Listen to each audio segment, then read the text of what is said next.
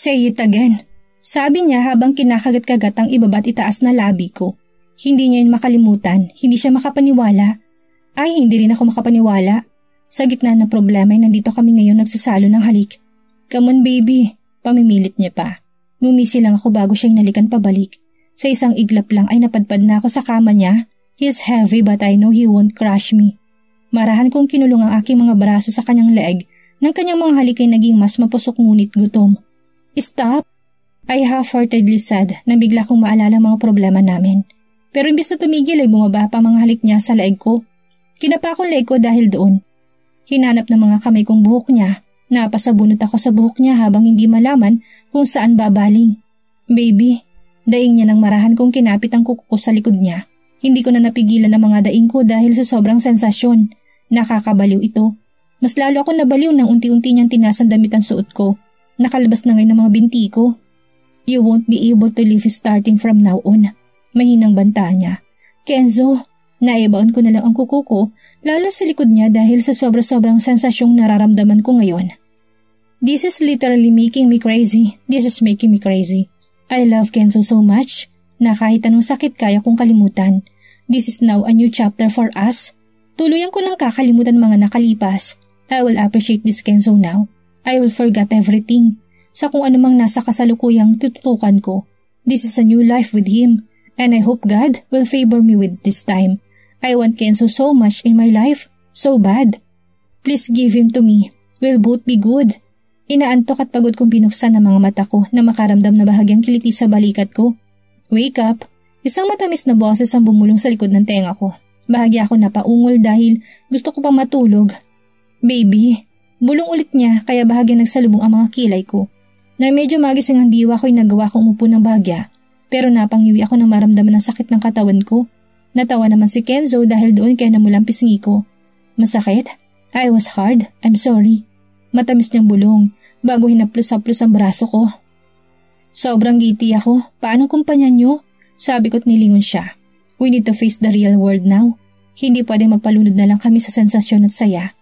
Umigting ang panga niya dahil doon saka ako inilingan. Huwag mo na isipin yun, sabi niya pero umiling ako.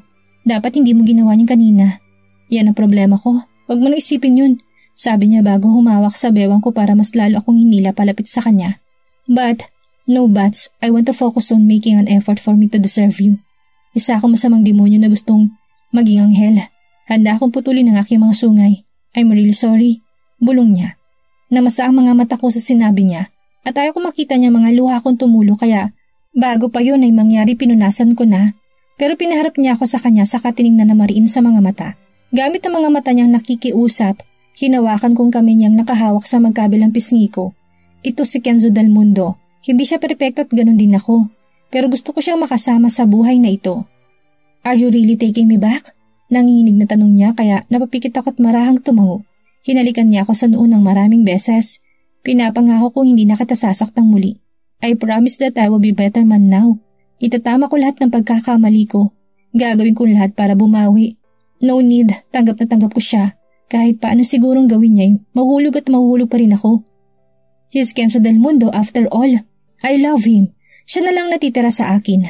Natapos ang araw na yun nang wala kami ibang ginawa kung hindi manatili sa loob ng kwarto. At kinabukasan ay hindi inaasahan dumating ang mga gamit ko at nagpapasalamat talaga ako kay Gab. Gusto ko sanang tawagan pero ayaw ni Kenzo. Sobrang selos niya kaya tinawagan ko na lang si Danica at ipinaalam ko lahat. Sa napakaikling oras na yun ay hindi ko nakita si Kenzo na stress sa kanyang kumpanya. Tila walang nangyari at kapag tatanungin ko, niningitian niya lang ako't hahalikan. He processed our papers at nalaman ko na lang na lilipad na kami patungong Italy. Bakit tayo aalis, Kenzo? You need to fix everything first. Giit ko pero hinawakan lang niyang bewang ko. I can't believe this. Tila kahapon lang nangyaring mga yun. Pero heto kami ngayon at mukhang magliliwaliw pa. We need to unwind, sabi niya pero napabuntong hininga na lang ako. I can't believe this. We toured Europe like nothing's bad happening. You went here before? Sabi niya noong bumisita kami sa ibang bansa. Marahan akong tumango bago ngumiti ng bahagya. Oo, kasamang dad ko.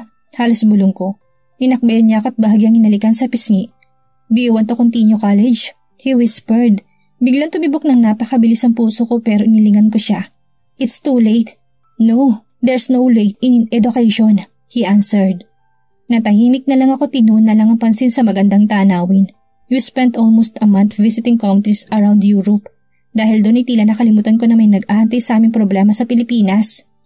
Walang sinasabi si Kenzo sa akin pero nakikita ko na minsan ay tutok siya sa phone o kaya ay sa laptop. Ilang beses na rin ako nagtatanong pero palagi niya akong sinasabihan na wag ko na yung iisipin pa. Hindi siya nagkulang na pasayahin ako. Ipinaramdam niya sa akin karapat-dapat ako sa lahat ng bagay sa mundong ito.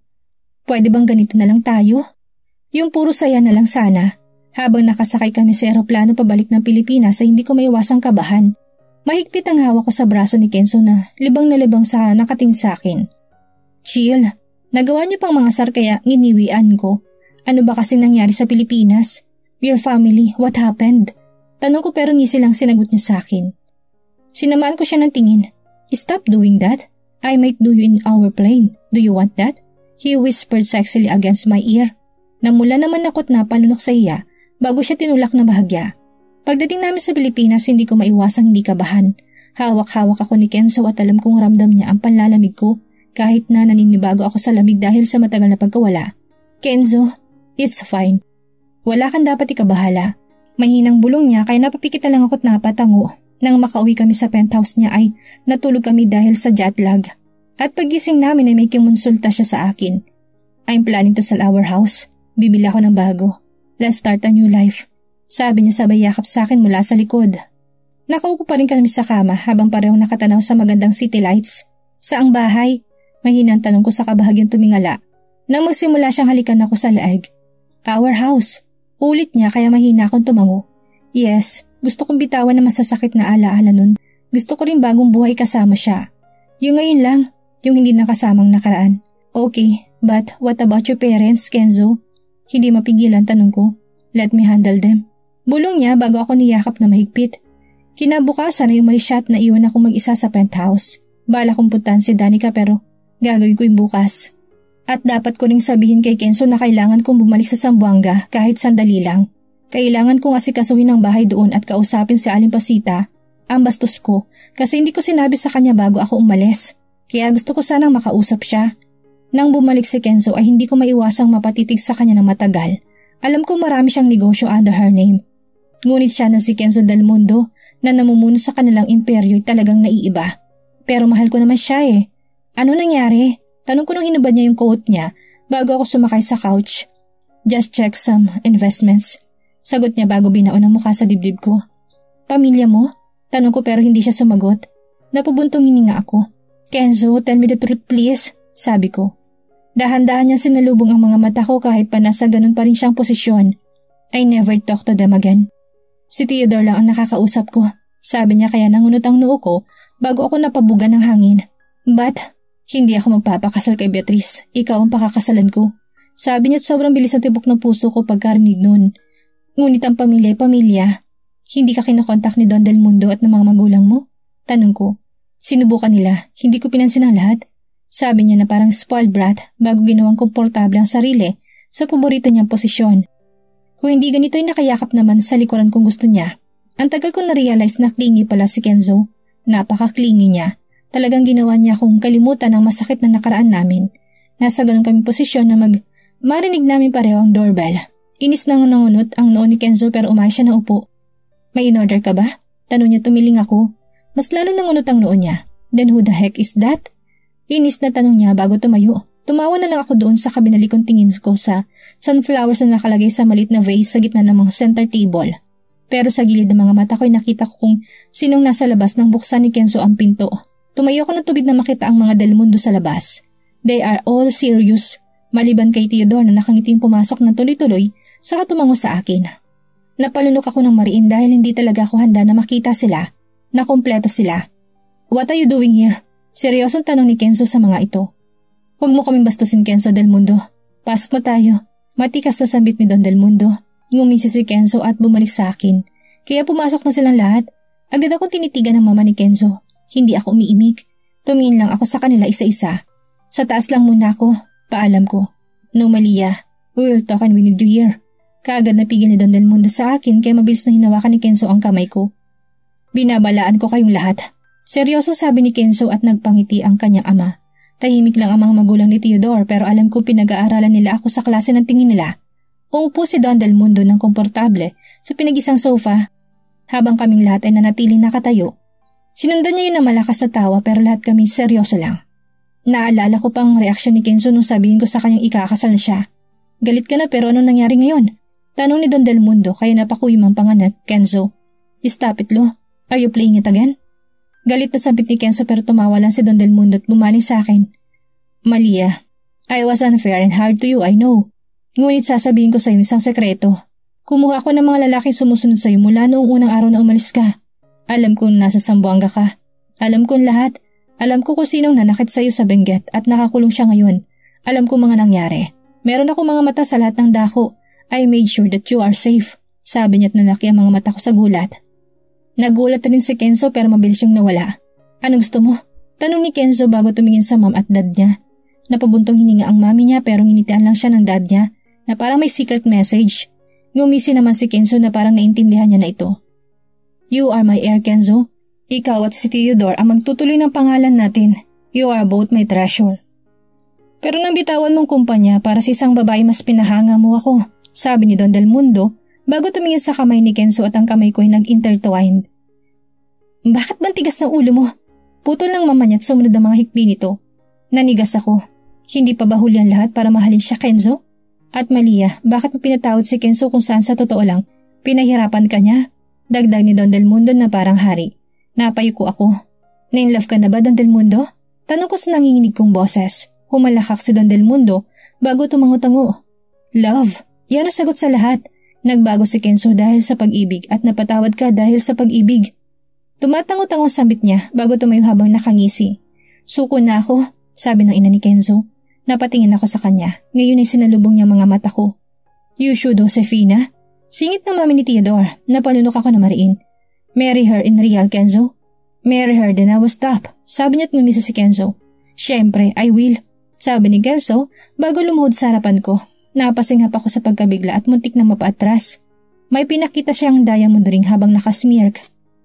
At ang pamilya niya pinapanood siyang yumukot lumuhod sa harapan ko. Hindi ko alam kung saan galing ang singsing. Marry me baby please. I'm begging you. He said. Hindi ako makasagot sa sobrang gulat. Kenzo, hindi mo na kailangan gawin to. Sabi ko na nanginginig ang boses. Pero imbis na sumagot ipinasok lang niya sa palasingsingan kong singsing. Saka siya tumayo para halikan ako sa harap ng pamilya niya. Naputo lang ang halikan nang tumawa muli si Don Del Mundo. Kenzo, you are now the president of the Del Mundo Empire. Tapos ng oras ko't sinusuportahan ka ng daddy mo sa lahat. Huwag mo kami pababayaan, sabi ni Don Del Mundo bago tumalikod sa amin. Congratulations, Theodore's mom said before following Don Del Mundo with her husband. Hindi ko pa rin maipasok sa utak kong lahat. This is too much. Inaasahan ka namin sa aming bahay bukas na gabi. Introduce your future wife to us, sabi ng ama ni Kenzo bago tinapik ang balikat ni Kenzo. Kailan ka ba susunod sa akin, Kenzo? Tanong ng mom niya pero ngumisa si Kenzo bago umiling. Pinaikot ng kanyang inang kanyang mga mata. Pumunta ka sa bahay namin bukas para maghapunan at susuportahan kong kasal niyo. Kayong dalawa, sabi niya sa amin kaya tila nakahinga ako ng malalim. Aasahan ka namin, sabi ng kanyang ama bago naglakad patungo sa pinto. Napatulala ako sa pinto na nilabasan nila. Hindi pa rin ako makapaniwala. What about you? Hindi ka ba aalis? Tanong ni Kenzo sa kanya na naka-smirk. Komportable na ito nakaupo sa sofa habang pinagmamasdan kami. Wow, you made me proud, sabi niya. Makakaalis ka na. Sabi ni Kenzo pero umiling si Theodore. No, magsa-celebrate tayo. Nag-order ako ng dinner and wine for us. We will celebrate. He smirk at sinamaan siya ng tingin ni Kenzo. Natawa ako sa dalawa. I am so happy. Hindi ako makapaniwalang ayos na. And by the way, you are the pain in the ass. Alam mo bang hirap na hirap akong punan ka? At nag-tour ka lang? Ano ba naman? Muling sambit ni Theodore pero kinabig lang ako ni Kenzo para halikan sa mga labi. I love you. Bulong ni Kenzo na parang hindi nanonood ang pinsan. I love you. Bulong ko sabay yakap sa kanya mula sa likod. I am smitten. I don't care. I want us this close every minute. Inaantok ako, sabi ni Malia kaya napatawa ako bago hinalikan ang leeg niya. Napanguso siya sa ginawa ko pero kalaunan ay bahagya ring tumingala para mapagbigyan ako. Hinalikan kong sensitive spot niya. Nainis ako sa sarili ko dahil nasaktan ko siya. Kaya ngayon ay bumabawi ako. Gusto kong maramdaman niyang kaligayahan sa bawat segundo. Deserve niya lahat sa mundong ito. Handa akong pumatay para sa kanya. Siya ang buhay ko ngayon at syempre, siya ang dahilan kung bakit humihinga pa ako. Napahigpit ang pagkakayakap ko sa kanya nang may maalala. Sana sa simula pa lang ay naramdaman ko na ito. Sana simula pa lang ay napansin ko na siya. Sana pinahalagan ko siya. Wala sana akong pinagsisisihan ngayon. Wala sana akong takot na nararamdaman. Kasalanan ko naman ito. Tama si Theodore. Isa akong tanga sa pananakit at pagmamakaawang bumalik siya sa akin. Kasal ka na pala? Tanong ni Beatrice na ihatid ko siya sa bahay ko. Nag-smirk ako sa kanya. Hindi ako kasal. Hindi sa gold digger na yun. Bakit? Nagbago ng tingin mo sa akin dahilan doon? Taas kilay na tanong ko pero ngumiti lang siya at umiling. Gusto ko siya. Ang saya niya kasama. Lumaki ako nang sumusunod sa gusto ng aking lolo. Ako ang golden boy niya dahil sa simula pa lang ay inaasahan na niya na ako magiging tagapagmana niya dahil mas matanda ako kay Theodore. Gusto ko mamuhay na marangyang buhay. Gusto ko ng bilyong-bilyong pera sa paligid ko. Gusto ko mamuhay na parang hari. Isa ako sa magpapatuloy ng karangyaan ng lahing del mundo sa buong mundo. Yes, I want this life. I was really bad tapos sinila ko yung buhok ko. Paulit-ulit ko narinig ang iyak at pagmamakaawa niya sa utak ko. Mali to, maling-mali. Alam ko kung bakit niya ako pinakasalan para bayaran ang utang ng kanyang ama. Gold digger siya. Hindi dapat siya kaawaan. It's her fault anyway. Kung hindi siya pumayag sa walang kwentang kasalang ito'y hindi siya maghihirap. She deserves my slaps and my insults. Iniisip ko pa lang na malalaman na lahat na kasal ako sa ganong klaseng babae ay nandidiri na ako. Hindi niya deserve na gamitin ang apelido ko. Ayoko siyang maging buhay ko. Hindi sa buhay na ito. Hindi kailanman. Kenzo, what about let's get married? Tanong ni Beatrice pero nasa ibang lugar ang isip ko. Sino naglagay ng sunflower sa opisina ko? Napapikit ako ng marin kaya mabilis nang tumayo. May naalala ko bigla. Pagod lang ako. Kenzo, ano ba problema mo? Inis na tanong ni Beatrice pero inis ko lang siyang tiningnan. I am tired. Just leave. Malamig kong sabi. Kahit saan ako makakita ng sunflowers, iniisip ko siya. Yung mga mata na parang almond na expressive. Matangos na ilong, ang pinkish niyang manipis na labi, ang perpektong kilay niya, at ang brownish niyang mahabang buhok. Ayaw ko siyang isipin. Ngunit sa tuwing lumalabas ako'y lumilitaw siya sa loob ng aking ulo. Nakasakit ba ako ng anghel? Sinumpa akong sarili ko. Huli na ba? Yes, it is. Okay ka lang ba? I hear you ditch your meeting. Tanong ni Theodore nang makita niya ako sa bar na umiinom. Sinamaan ko siya ng tingin kaya napangiti siya. Itong gusto mo hindi ba? You're a single, Kenzo. You are not married. He said while smirking. Hindi ko napigilan ang sarili ko at sinuntok ko siya ng sobrang lakas para mabawasan ang galit sa loob ko. Shit you! Tumawa siya ng sarkastiko. Masaya ako kasi umalis si Malia. Sabi niya bago ako binatukan pabalik. Oo, tama siya. Dapat masaya ako kasi single ako. Hindi ako nag-asawa. Niloko ako ng lolo ko. Hindi ako kasal. Pwede na ako magpakasal sa kahit sinong gusto ko ngayon. Wala na akong problema. Mag-isa lang ako sa bahay ko. Oo, dapat masaya ako. Dapat ako maging masaya at kumita ng maraming pera. Naikuyom kong kamao ko sa ideyang hindi ko na siya makikita. Saan ba siya nagpunta? I gritted my teeth habang pinagmamasdan siya naglalakad palabas ng simbahan. Kung maputi siya noon ay mas lalo siyang pumuti ngayon na tila namumutla. Hindi ko matanggap na mukhang mas masaya siya ngayon dito. Hindi ko matanggap na tila gusto niya dito. Hindi ko matanggap na ako ang dahilan kung bakit ganitong buhay niya ngayon. Isang hindi inaasahang luha ang bumagsak sa mata ko nang makita ko siyang pumasok sa pangit na bahay na sinundan ko siya. Sinuntok ko manibel at napasigaw ako sa sobrang galit. Hindi ko maiwasang sisihin ang sarili ko. Kasalanan ko to. Nagtatrabaho ba siya? Saan siya kumukuha ng pagkain sa araw-araw? Anong kinakain niya? Doon ba siya tumitira? Is that house safe? Umuulan ngayon? Shit, I don't know that I could cry. Hindi ko alam na may luha rin pala ako. Tao rin pala ako. Nasasaktan din pala ako. Hindi ko akalain na mararamdaman kong ganitong sakit na tila gusto ko lang patayin ang sarili ko. Kaya ko bang magpakamatay na lang para ibigay sa kanya natitirang buhay ko? Mas karapat dapat siyang mabuhay na mas matagal kaysa sa akin. Kung may dapat mang parusahan ay ako yun. She's so pure and I'm evil. Pero bakit siyang magdurusa? I'm flying to US. Ikaw na munang bahala sa kumpanya. Malamig na bilin ko kay Theodore. Dahilan para bigla siyang tumayo mula sa pagkakaupo. What? Tanong niya na puno ng disgusto. Napabuntong hininga ako bago napakuyom ang aking panga. Simula nang magkaisip ako'y nag-aaral na ako kung paano patatakbuhin ang negosyo namin. This is my life. This is mine but I found my priorities now. And that priority deserves more of my attention. Tutulungan kita but you'll be the CEO for a while. Matatagalan ako. Ano bang ginagawa mo? Ginagago mo ba ako? Galit na tanong niya. Theodore can handle the empire very well. At kung hindi man niya kaya wala na akong pakialam, I'd rather lose this empire than lose Malia. No way, makakapatay ako. Magpapakamatay ako. Just do it. I need to bring Malia to the US. I said so he chilled a bit. What? Tanong niya. Stage 4 ng cancer niya, Theodore. Kailangan namin pumunta sa US sa lalong madaling panahon. Kaya bigyan mo ko ng pabor. Manage this empire and my companies. Sabi ko't pareho kami natahimik pagkatapos noon. Handa akong tumalikod sa ganitong klase ng buhay para lang makasama siya. Hindi ko alam kung kailan niya nagawang pumasok sa puso ko. Nagising na lang ako isang araw na gusto kong gawin lahat para sa kanya. Naiinis ako sa sarili ko pero mahal ko siya. I hate myself and I don't deserve this life, but I want to live for her. Gusto kong gumising sa tabi niya araw-araw. Gusto ko siyang halikan bawat minuto. Gusto ko siyang mahalin. Siya ang top priority ko. Huwag na lang kung hindi siya. Patay na siya. Sigaw ni Mama kay nabasag ko yung vase sa mansyon namin. Patayin mo na lang din ako. Gusto kong pumunta sa impyerno matapos kong makita mga gamit niya sa Benguet. I cannot find her. Halos ubusin kong pera ko sa paghahanap pero wala pa rin. Sir, may babaeng nabangga ng truck kagabi. Wala nakakita kung sino yon pero baka po tinapon ng mga nakabanggang katawan dahil sa takot. Ang daming ang dugo sa kalsada kanina. Nanlamig ako nang marinig ko yun. Hindi pwede to. Hindi to totoo. Buhay si Malia. Buhay ang asawa ko. Hindi pwede totoo ang sinasabi ng mga taong yun. Ayusin mong buhay mo, Kenzo. Banta ni Dad pero natawa lang ako ng sarkastiko. Saka sumalampak sa sahig na masyon. Gusto ko nang mamatay. Susundan ko siya. Sambit ko. Gusto ko nang mamatay. Pero masamang damo ako kaya ang hirap kong mamatay-matay. Sinadya kong binaga ang kotse ko ng ilang beses. But I am still breathing. Kulang na lang uminom ako ng lason para mamatay. I engaged myself in illegal car racing. Binangga ko lahat ng pwedeng bagain. Pinatay ko sarili ko sa pagod. I am slowly killing myself and I don't regret it. Langit man o impyerno pupuntahan ko siya.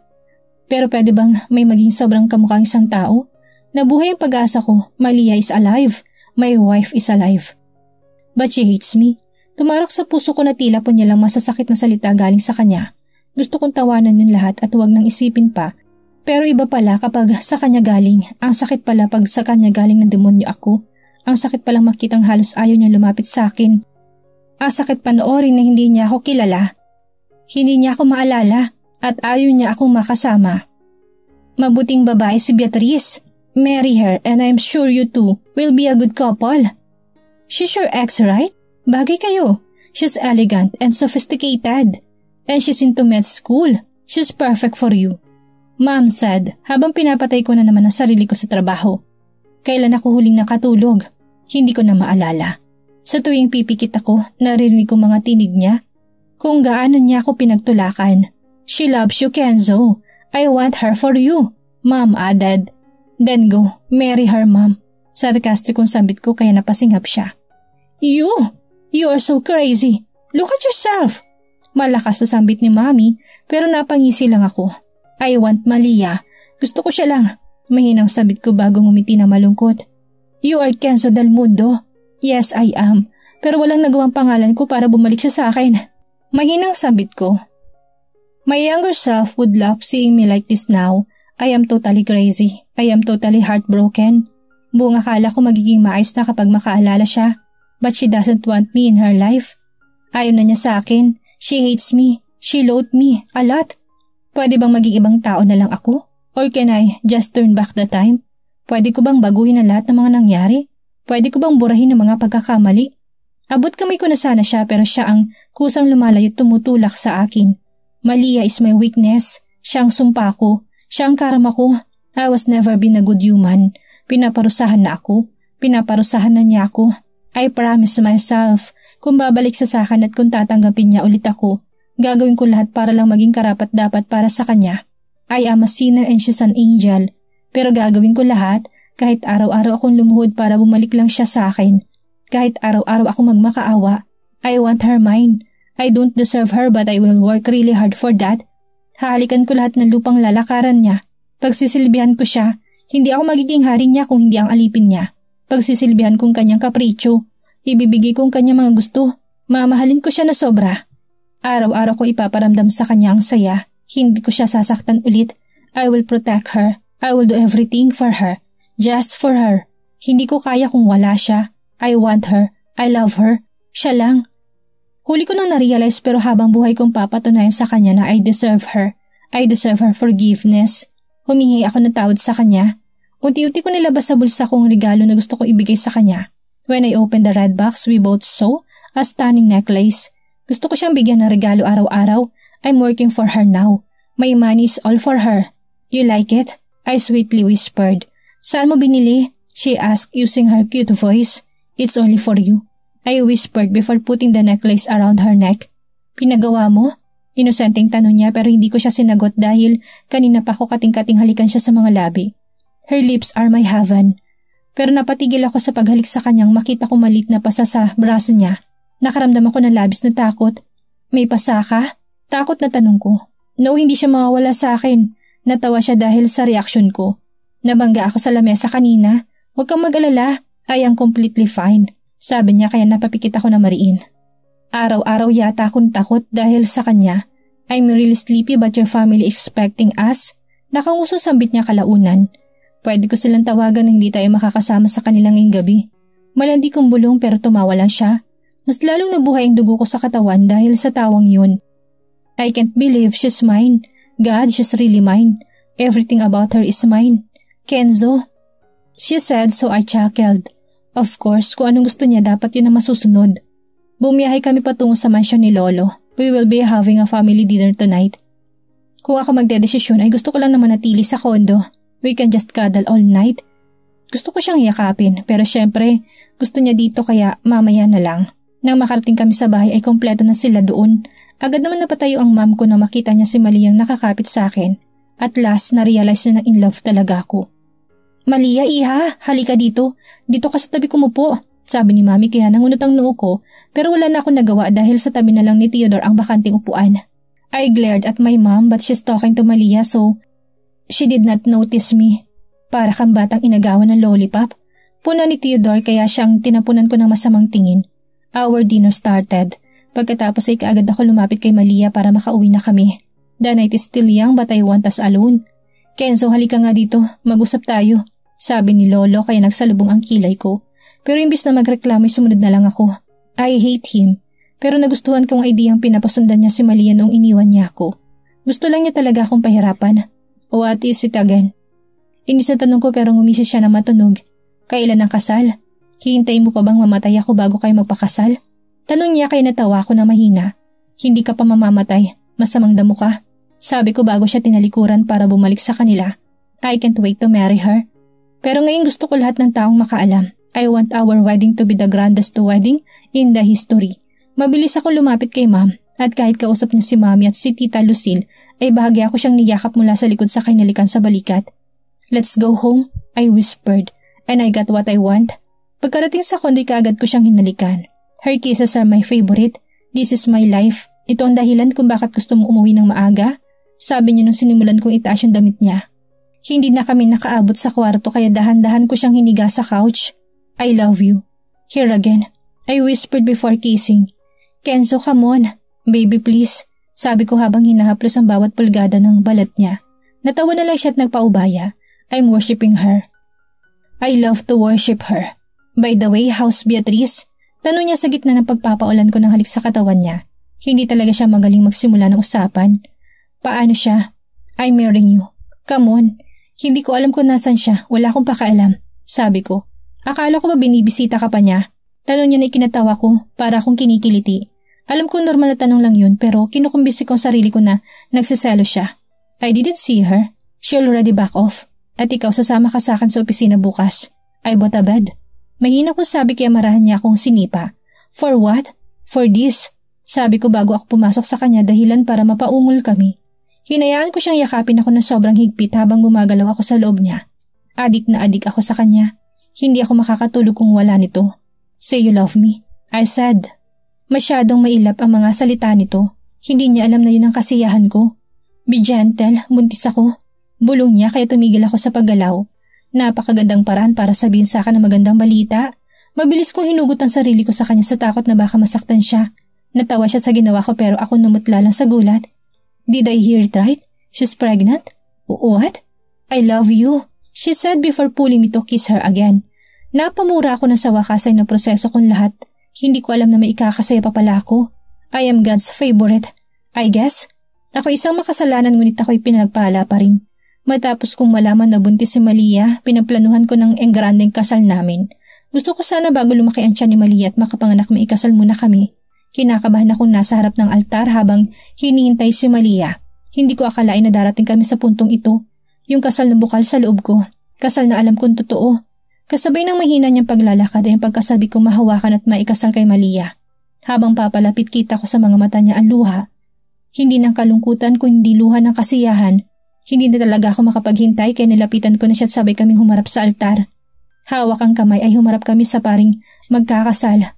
Mga kapatid, tayo ngayon ay nasa harap ng Diyos upang saksihan ang pag-iisang dibdib ni Mr. Kenzo Del Mundo at Malia Mercado. Ngunit bago ang lahat, nais ko malaman kung may tumututol ba sa kasalang ito. Wala, Father, simulan mo na. Nainip na wika ni Kenzo. Nakarinig naman ang mumunting tawanan sa paligid dahil sa inasal ni Kenzo. Maging si Malia bahagyan na pangiti. May lakad? Excited? Gising tanong ng pari dahilan para muling magtawanan ng madla at napakamot sa ulo si Kenzo. Hindi nagtagal ay sinimulan ng seremonya at ang pinakihintay ng lahat ang wedding vows ng mag-asawa. Humarap si Kenzo kay Malia at bahagyang inangat ang muka para magpantay ang kanilang mga mata. Malia Mercado, hindi ko alam kung saan magsisimula. Ang dami kong pagkakamaling nagawa sa nakaraan. Ang dami kong sakit na binigay sa'yo. Kaya inaamin kong hindi ko inakalang darating tayo sa puntong ito. Mahal ko, alam kong gasgas na ito pero gusto kong malaman mo na mahal kita at buong puso akong nagpapakumbaba na humihingi ng tawad sa'yo. Hindi sapat ang mga sorry ko pero pinapangako ko. Wala ka ng masakit na salitang maririnig sa akin. Hindi ko nahayaang gapiin ka ng kalungkutan. Ipaparamdam ko sa iyong pagmamahal na deserve mo. Pagmamahal na walang kahati. Pagmamahal na totoo. Pagmamahal na bubuhay sa walang pag-iimbot. Kasamang pamilyang bubuoy natin. Mga anak na isisilang mo sa mundo. Na sila magsisilbing lakas natin para mas mapagtibay pang pagsasama natin bilang magkaibigan. Bilang mag-asawa. Mahal na mahal kita, Malia. Sabay singot ni Kenzo. Hindi niya inakalang sarap na maraming tao iiyak siya. Wala namang paglagyan ng kasiyahang naramdaman ni Malia. Bawat salitang binibigas ni Kenzo ay tumatatak sa kanya. Kenzo, asawa ko. Ang saya-saya ko kasi ngayon malayo na akong matawag kang asawa ko. Matagal kong pinangarap ito at ngayon nangyari na. Asawa ko na ngayon si Kenzo Del Mundo. Ang lalaking minahal ko. Ang lalaking sinamba ko. Ang lalaking naging lakas ko sa kabila ng mga sakit na dinanas ko. Matagal na kitang pinatawad, Kenzo. Matagal ko na tinatak sa puso kong pangalan mo. Nakaukit ka na dito. At kailanman, hindi na mabubura. Maraming salamat sa pagmamahal. Salamat sa kasiyahang binibigay mo. Salamat sa pagtupad ng pangarap ko. Siguro nga, kaya ako binigyan ng pangalawang pagkakataong mabuhay ay para maiparamdam pa sa yung pagmamahal na hindi natin nagawa noon. Pero kalimutan na natin yun. Parte yun na masasamang panaginip na kailanman ay ayoko nang balikan. Ang mahalaga ngayon, nandyan ka para sa amin na magiging anak natin. Mahal na mahal din kita, Kenzo, at pinapangako ko hanggang huling hininga ko. Kahit sa kabilang buhay, ikaw at ikaw pa rin ang mamahalin ko. Matapos ang madamdaming vows ni Malia, hindi na nahintay pa ni Kenzo ang pari. Isang mainit na halik ang iginawad niya kay Malia. Habang tulo ang kanilang mga luha, maging ang mga saksi sa kanilang pagmamahalan ay naantig at hindi napigilang sumabay sa pagtulo ng kanilang mga luha. I now pronounce you, Malia and Kenzo, a husband and wife. Isang masigabong palakpakan ang umalingaw-ngaw sa buong simbahan. Wala na ngang mahihiling pa si Malia. Para sa kanya hindi pa ito nagtatapos ang lahat bagkus ay dito nagsimulang panibagong yugto ng kanilang buhay. Makalipas ang ilang buwan ay dumating ang blessing sa kanilang buhay. Hindi lang isa, kung hindi 3 ang bagong miyembro ng kanilang pamilya. Nagsilang si Malia ng 2 prinsipe at 1 prinsesa. Pinangalanan nila itong Jadon, J-Mark at Jumia. Dito na po nagtatapos ang kwentong pag-ibig ni Kenzo at Malia. Maraming salamat po sa lahat ng sumuporta at sumubaybay. Sana po'y naibigan ninyo at may nakuha kayong aral dito. Muli po magkita-kita po tayo sa susunod pa nating istorya.